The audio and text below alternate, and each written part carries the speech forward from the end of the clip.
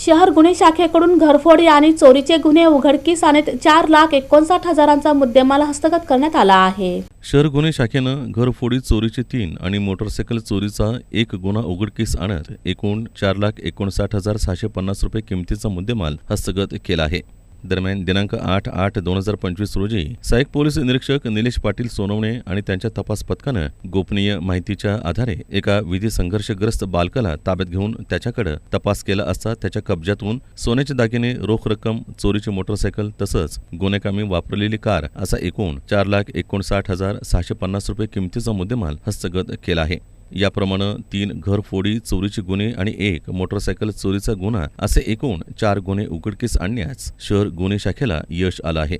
यामध्ये एकूण 32 ग्रॅम सोन्याचे दागिने, रोख रक्कम 1,11,550 रुपये, मोटरसायकल 20,000 रुपये आणि गुन्हेकामी वापरलेली कार व स्क्रू ड्रायव्हर मिळून 2,100,000 रुपये असा एकूण 4,59,650 रुपये किमतीचा मुद्देमाल हस्तगत करण्यात आला आहे। ही कामगिरी एम राजकुमार, पोलीस आयुक्त सोलापूर शहर, डॉक्टर अश्विनी पाटील, पोलीस उपायुक्त गुन्हे राजन माने, सहाय्यक पोलीस आयुक्त गुन्हे सुनील दोरगे, वरिष्ठ पोलीस निरीक्षक गुन्हे शाखा यांच्या मार्गदर्शनाखाली सहाय्यक पोलीस निरीक्षक निलेश पाटील सोनवणे आणि त्यांच्या तपास पथकातील पोलीस अंमलदार विजयकुमार वाळके, विद्यासागर मोहिते, तात्यासाहेब पाटील, गणेश शिंदे, चालक बाळासाहेब काळे, सतीश काटे, सायबर पोलीस स्टेशनकडील प्रकाश गायकवाड आणि मच्छिंद्र राठोड यांनी केली आहे।